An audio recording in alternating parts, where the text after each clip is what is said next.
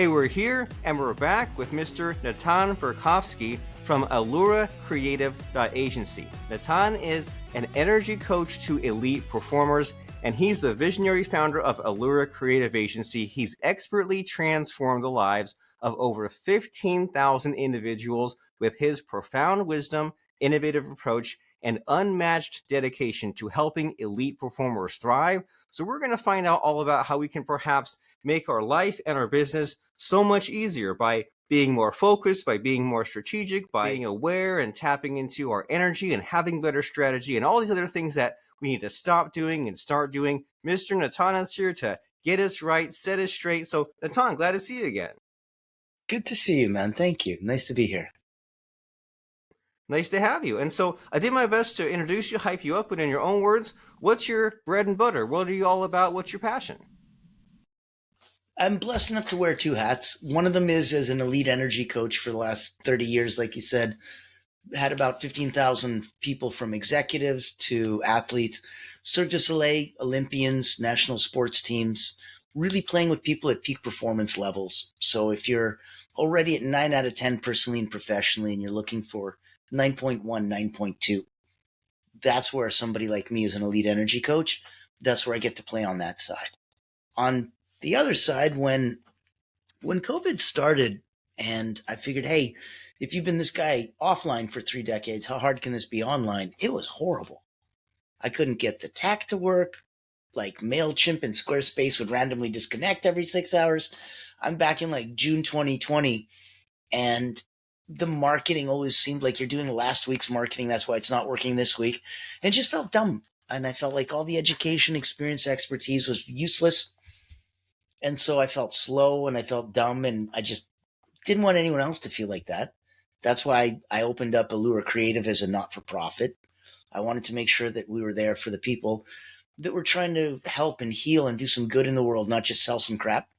And that's where for the last 5 years now, we've focused in on about 500 people, been able to help and big up and express and kind of shine a spotlight on them. So personally, elite energy coach, tons of cool little ways that we get to play with that.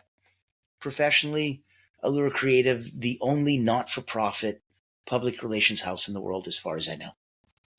Ooh, cool. Well, I'm already impressed, and I was impressed when we met a few weeks ago, and I was like, how does this guy show up in this way with everyone he meets? We met, and it was like 30 minutes, jam-packed, action-packed. You show me some slides. You kind of presented to me the way that you do things, and many times we think, well, when someone's already got their own baggage, right? They've got the MailChimp and the Squarespace, and they're frustrated, and we say, well, we don't want to just like tell them to do more of that because that's more problems. We don't want to tell them to stop this and take on our thing because that's like kind of interrupting their jam. But if you say, hey, there's this other kind of opportunity and a better way of doing things, and give us a shot, try us out, and you'll be so amazed and excited about what happens that you'll be like, why was I making it so hard on myself this whole time? And so I want to get to that in a minute, like the whole business thing. But I mean, I got to ask, like, how the heck do you energy coach Cirque du Soleil? Do you wake up one day and say, hey,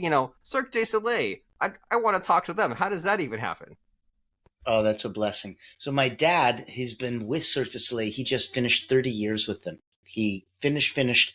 And he was director of design performance. So he was their head coach. He'd run around the world and do troubleshooting and problem solving. So if you Google Boris Verkhovsky, you'll see exactly where I'm coming from. And in that capacity, I was blessed enough in my 20s to come in and as a mental training specialist, work with some of the most incredibly elite people. Like, you win an Olympic gold medal in gymnastics, congratulations. You're now good enough to audition for Cirque du Soleil. So it's different. And if you get in, I need you to empty your cup, because as amazing as you can do a triple twisting, triple backflip, when it's time to do that, I'll let you know.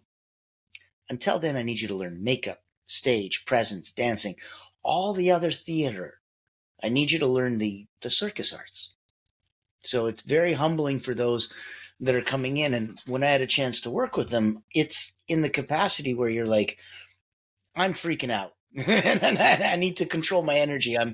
I'm wasting emotional energy. And in that capacity, it's the most draining.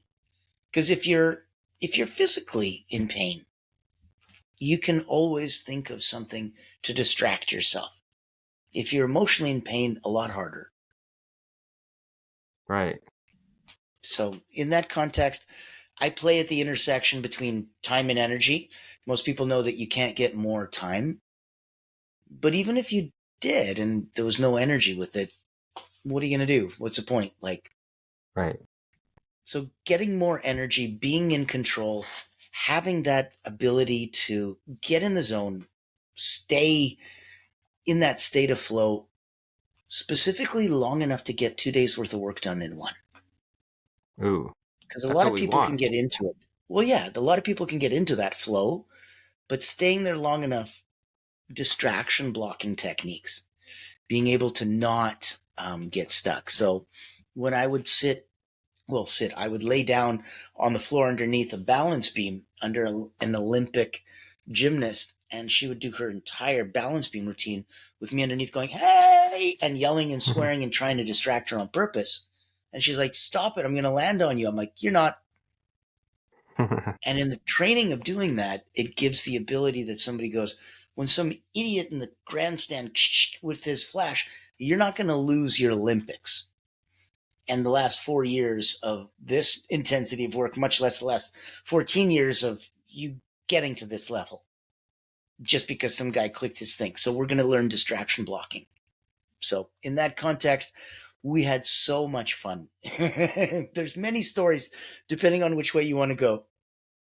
And we love stories, and it sure sounds like you have some techniques. And when people, especially men, hear about the energy stuff, there's a lot of stereotypes, resistance, right? I think Sure. to myself, like, I don't want to center my chi or like sit and meditate to the god Vishnu or anything like that.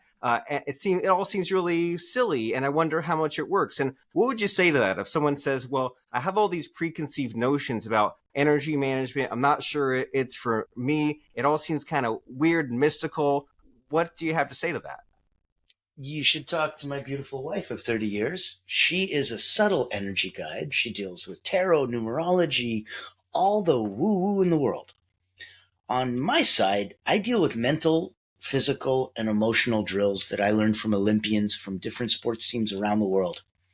These are simple things that go up, down, and neutralize your energy.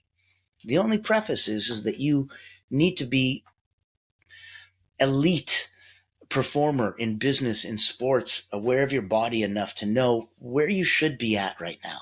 You're about to walk on stage, deliver a talk, you do a pulse check. You're like, oh shit, I'm at a 4 out of 10. I need to be at a 7 out of 10. I give you the mental, physical, and emotional drills to bring you up. Oh no, I'm walking across stage. I'm like, dun, dun, dun, dun, dun. I need to calm down or I'm going to look like I'm, on crazy drugs or something. Do this drug, do this technique and bring yourself down. So it's simple, but if you're at the elite level, you already know the basics and fundamentals. This isn't about learning something new. It's about learning something that's tried, tested across tens of thousands of people at the Olympic level in sports that keep this stuff very, very quiet. So there's a couple dozen of these mental, physical, and emotional drills. And then for 3 decades of being a medical hypnotherapist and putting that all together, the 15,000 people that have come through my hands, I'm able to synthesize and kind of give what you need as you need it. So I meet you where you're at. Well, very nice. Well, it sounds like so far a lot of it is of having that awareness and having that internal control, right? When you say things like, well, check the pulse, where am I at? Quiet the butterflies and just kind of be more intentional, be better focused. And you have these techniques, and different people are in different places and have different problems. But, and so, everything's kind of unified, personalized. But in the Mhm. context of just like a general podcast, do you see any low hanging fruit? Is there, like, when people come to you, is there a common problem that you just see widespread happening a lot that's not addressed enough? With people online, I see a lot of imposter syndrome. And I find it funny because I look at it like if you're in a hospital and you've got the white, gown on and the stethoscope and the little name tag, and you look down And if that name tag says Robert Plank, this isn't imposter syndrome. You're a doctor. Get over it. This is you. You belong here. Move on. And if you look down and that's not your name, also not imposter syndrome. That's fraud. Take that person's jacket off. You're not a doctor. Get the hell out of the hospital. There is no imposter syndrome. So there's a great deal of anxiety that people put into, where am I going to be and how can I do it? I'll give you a simple example for myself. I'll use me. There's a beautiful global resilience summit coming up. The Lama Tantrapa invited me to come and speak. And he's like, on the days that we have personal resilience, that's full. But national and global resilience, not a lot of speakers. I'm like, I'll take the emptiest one and help you out. He's like, perfect. So I take global resilience, having no damn clue. And he's like, you share the stage with some very cool people. I'm like, tell me. He's like, you share it with Tony Robbins, Wim Hof, the King of Denmark, and the Dalai Lama. And I'm like, oh. So you can imagine imposter syndrome creeping into me. And in that context, I have to look down and go, nope, I'm a freaking doctor. I'm supposed to be in this damn hospital. That's fine. The universe provided. It put me here for a reason. This isn't me fake it till you make it. I find that so ingenuine. This is act as if. And when you feel that right, that, one of my mentors, he always told me that if you want to be good, he goes, you need to give. He goes, but if you want to be great, you need to learn to receive. You're sending out this boomerang into the universe, and it's cosmic, karmic, good, and all the energy that it comes back with. You'll forget about it, and then it'll come, oh, what's this? And it'll surprise you. And in the scope of that surprising, you can either accept or refuse it. And if you accept it, woof. And if you refuse it, okay, you wonder why you keep repeating the same pattern. So I don't play in that, personal, when I look at elite energy coaching, I don't play in that woo-woo. And we don't play in those repetitive patterns that don't serve you. And it's the same on the other side with Allura Creative. When I meet people, 99% of the people are coaches, healers, therapists, specialists, and all of them come with, the last guy I worked with, Natan, he either screwed up or screwed me over or both. So I always start with that -5, arms crossed on your chest. Prove yourself to me in that capacity. Never easy, never like, hey. And I'm 90% by referral. So even in that capacity, it's still people, hurt people. So Yeah. people are coming, online's kicking their butt. It's so expensive and you don't know. And you feel stupid like, oh, that's why it didn't work. I didn't do podcasts. Oh, I didn't write a book. Oh, I didn't, have a newsletter. Oh, crap. Where's my Facebook group? Oh, and it sounds like you need to do a million things. And I'm like, yes, you could. But just like offline, there's 46 million ways to make money. Same with online. I'm a not-for-profit. Here we are. In 5 years, we've gifted like $780,000 in scholarships. Kind of need to make it if you want to gift it. So it's different. And if you can do it in a restrictive way, like the way we did it with the not-for-profit and invitation only, you go to the website, you go to the solutions page, you'll see the laundry list of what we do. You'll see the price tag. It's a fraction of any other for-profit agency, but there's no click now, buy now button. We don't have transactional friends. So we really want to handpick the people we work with to make sure that we can guarantee to blow their message like a dog whistle to their target audience. That's the only way Nice. we've been very successful so far. And that's why we're here, and that's why you stand out, and that's why I was so impressed with you. And it seems I'm just digesting what we talked about to then move on to the next block, because it seems like there's a lot. It's natural to beat yourself up, right? And have this imposter syndrome and have the negativity. And what you said in your answer, and what I found helpful is this idea of take the focus off yourself, put it on the people that you're going to help. And that gives you uniqueness, and that saves off the boredom a little bit, right? Because you're kind of always having this mental challenge of like, well, there's this person with their unique situation. I've got these same skills and tools, but I'll kind of like apply it to solving their problem. It's a lot more fun. And then you put out enough of the publicity and the podcasts and the outreach and all these other things. And then what comes back to you, who responds to you, then you say, hey, now we're kind of having this two-part conversation, not just work, try to, slam and make it work. And so the Yeah. reason why we're even talking is about 10 years ago, I had a podcast guest, Mr. Richard Lowe Jr., who you know very well. He's such a cool guy. And then Yes. because in the last couple of years, I've been trying to having more discipline, right? Having better time management, waking up early, schedule, and then using that to talk to people and like reconnect and deepen relationships and all that. Here's this guy I haven't talked to in 10 years. I felt a little bad. I'm like, hey, have you back on the podcast. And he's no longer the writing king. He's now the ghostwriting guru, thanks to your tweak. And then he said, hey, this guy, Natan from Allura Creative, they handle my marketing. It's great. Now business is fun again, right? I can focus on the relationship building. I can focus on my work. All this figuring out the Canva, the LinkedIn post, the MailChimp, the Squarespace, like they do all that. And so then we met and you talked about this as kind of not-for-profit model and how you do the special event to kind of get your handful of ideal clients, and then they're impressed and they buy high ticket. I'm like, whoa, this guy has a unique spin on things. So, I mean, tell me about this sort of COVID business that you started because you had to go online. You were frustrated. There had to be a better way. You found a better way. What is it? It's the ability to go, the tide raises all boats. So if you're going to go the not-for-profit model, and I had somebody in a breakout room, I was networking the other day and they were like, I really like that. I think it's valid. I can't wait to start it and do it. I'm like, hey, let me just throw a little caveat out there. You still need to keep the lights on and the doors open. So nonprofit, not-for-profit, whatever other, flavor you want to do, there's a mechanism behind it that needs to keep things going. So in my world, my elite energy coaching, that's for profit.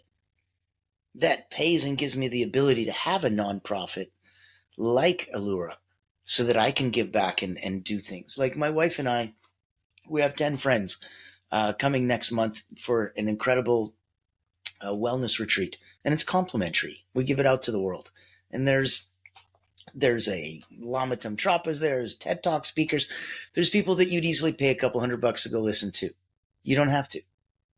So that's one of the blessings that we get to do. And knowing that you can do that, it's an interesting digital signature on your business card when you go and meet people because they know that, oh, okay, you're not trying to sell or pitch me. You're like, there's no need.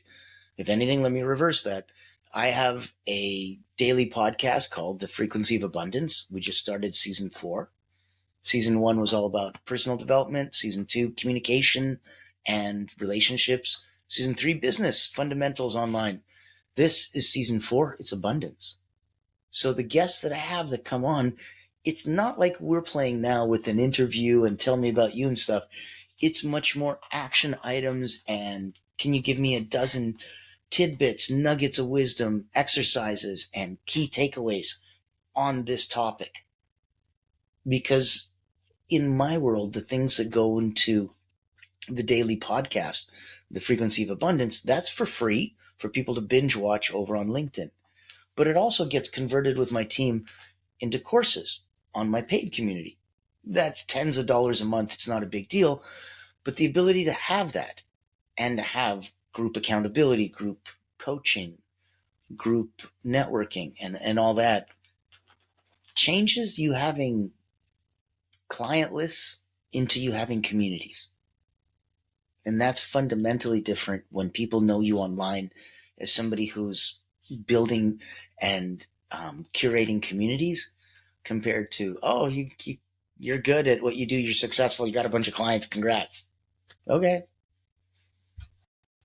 And how do you sustain a community? Because like you think, well, when you think of like a list of clients, you think like, tens or maybe hundreds, but then a community, you think like thousands, right? If you have a community that's too small, there's not enough people showing up. There's not enough things happening. And we're all starved for the following and the traffic and the attention. And when you say, well, I'm doing this one thing to make money and this one thing not to make money, that sounds like being spread really thin. So is there a secret to all this? Is there a way that you found to make sure to make it all work and make it all function and keep the momentum? Yes. And it's not spread thin. It's two things. It's literally two things. And the cool part is I don't need to pitch a whole bunch of different things. Ultimately, I need to pitch one thing. I need to pitch that the person coming into my sandbox understands that there's a lot of different ways we could play. And ultimately, they have to pick a way that serves them. So if right now they're energetically low and looking for an elite energy coach, great. There's a retreat, there's personal coaching, there's a wellness symposium, there's daily free frequency of abundance groups. There's so many different ways if that's what you're feeling, if that's what you're looking for. If it serves you better to go, my messaging, my spotlight, my business, my branding, I'm at the level where I've spent so much time and energy. I need visibility. I need credibility. I need to blow a dog whistle to my target audience. I need to hunt whales. I need somebody who can do all of that for me. I don't want to do any of it. Okay. It's whatever serves you. That's why ultimately there's no pitch. It's wherever you are, we'll come meet you. You, like we talked about with the pulse check, you still need to know where you're at and what you want. Nobody's going to tell you that, man. That's weird, right? So you have Right. to know, what do you want? Like if your business is going, hey, I'm making 50,000 a month and I want to make 100, great. There's going to be changes. You're okay with those? Wonderful. You're not? We probably shouldn't pull on that thread of that sweater, right? Sure. Yeah, you have to want to change and want to improve and be open to this new way and the uncomfortableness that goes along with that, of course. And so, as far as what you've done for Richard, I don't know what you're able to reveal in public on a podcast or it's if it's saved specially if someone meets with you, but what's kind of the business plan, so to speak? If someone says, I'm struggling with all the being spread so thin and chasing all the low ticket stuff, and I like the idea of the dog whistle and hunting the whales and doing the online events. Is there an easy way to explain your process? Sure. If you're able to keep the lights on and the doors open, if you're able to take care of your own bread and butter, we're caviar. We'll sprinkle 2, 3, 4 clients a year, but they'll be worth tens of thousands to hundreds of thousands of dollars. They're whales. So if you know what that looks like and you already have those programs in place, we can help funnel that. If you don't and you need us to help you build those programs, to have a repository waiting for those people to come in, we can help you do that. If you're at a place where you're going, I've spent so much time and money on brand and I'm not sure I'm doing it right between my podcast or my book or this. I've got a couple coaching clients, but ultimately I'm not sure. Am I doing this right? You need to ask yourself, who do you serve? How do you serve them? And you need to be congruent on that. So that if you're clear, then we can find your avatar. We can find who the heck they are, where they hang out. We can reverse engineer what that message looks like. Blowing a dog whistle after we do that exercise on a strategy session, that's not hard. That's much more natural, logical. It's very organic. It's when we're looking at the other two parts. Me as an energy coach for 30 years, putting that hat on, when I ask the questions, do you like how you make your money? Do you like how you spend your time? Those require you to be a heck of a lot more transparent with yourself. Because I've had people that have been like, hey, can you help me get these group stages and coaching things? I'm like, sure. And then in 10 minutes, I'm talking to them like, Bill, I noticed you're an introvert. So that's got to cause you a lot of anxiety being on these group stages and stuff. He's like, oh man, you wouldn't believe it. I need like 3 hours to decompress afterwards. I'm like, so then why am I going to perpetrate that? Why am I going to give you more of what doesn't serve you? We ultimately need to satisfy. I need to like how I make my money. I need to like how I spend my time. Then, in order to find my clients, I need to find who do I serve and how do I serve them. And in that process, that secret sauce unveils what we need to do. From there, we blow a dog whistle to them simply by creating an incredible event that they would be delighted to come to, and stroking their ego by inviting them to an exclusive invitation only with a handful of other people that are coming. And we want to hear what you have to say. It's not a workshop. It's not a webinar. We're not selling, telling, preaching. There's none of that. It's a symposium, like the Greek meaning of the word, a gathering of intelligentsia to share ideas, maybe a little bit of wine. That's what we're here for. And so everyone feels heard. And because of that, everyone's interested now to listen. But there's nothing to listen to. That's why they book a one-on-one. Well, you have a lot of interesting There's your things figured secret out here. sauce. Yeah. Yeah, so it seems like the secret sauce, at least in my mind, there's these 4 quadrants, right? You say that like the kind of surface level questions are who do you want to help and how do you want to help them? That's kind of the offer based, and then the deeper questions, the kind of introspective about ourselves, is do you like how you make your money and do you like how you spend your time? And I imagine that this might have just come across people by accident, right? They might have drifted into their current Sure. lifestyle, current business model, and maybe they don't even know how they ended up there. Maybe they're not happy, and maybe there's a better way to be more They've always done intentional it for and 20 be years and more they in the don't know driver's that seat. they don't like this or it doesn't serve them. Yeah. So they need your help to get there. And so, I mean, we could talk about this for hours on end, but in the spirit of podcast and giving people a taste or a tease, if someone says, this guy Natan, he could help me figure this out, but I'm not sure if I'm a right fit or if I just have that imposter syndrome or if this is something that makes sense for me, how can someone get in touch with you? What's the next step? Reach out. You have my contact link. It's the easiest thing. It's Allura Creative Agency / Let's Chat. So in that, we'll be able to take a look. And like we said, I don't know if it'll make more sense to play together on the personal side and look at energy coaching or getting involved with any of our retreats or things, or speaking at any of our retreats, or speaking as a guest on our podcast. I don't know if it'll make more sense to look on the other side first. Ultimately, it's whatever's low-hanging fruit. So if on the Okay. other side, to take a look at your business and to get a giant spotlight shined on that, and that makes sense, great. And then I'm blessed enough to have people that play with both and go, why do I have to choose? I personally want energy coaching. Awesome. And I want to speak at this and I want to hear this and I want to come to this event. All right. And at the same time, my business needs help and I want to push, push, push. Okay. So that's why it's invitation only. We're blessed enough to handpick because I really want to make sure that it's for the right people doing the right stuff so that we can serve them in the right way. Very nice. You figured a lot of stuff out, Mr. Natan, and I love how you've taken the skills that you've acquired and you can apply them in different ways, right? Apply them to the Olympic athletes, but also apply them to those business owners. So we said that link is alluracreative.agency / let's chat. They're a not-for-profit public relations agency, and their goal is to help you expand your online business and reach a wider audience globally so that your message can impact even more lives. They help you reduce friction, eliminate those bottlenecks, introduce you to your ideal target client, showcases you your achievement, and shines the spotlight through custom created events. That link we dropped there was alluracreative.agency / let's chat. So many amazing ideas from you, Mr. Natan, but in the spirit of, we use that word spirit again because you keep drinking the wine. It's stuck in my head. It's incepting me. But we want to end with a bang instead of a whimper. And that means it's near the end of the show, and it's the scary part of the show where I try to stump you, I try to put you on the spot, and I ask for a fun or interesting quote or lesson that has served you in life or in business. So what comes to mind as far as a fun quote or lesson for us?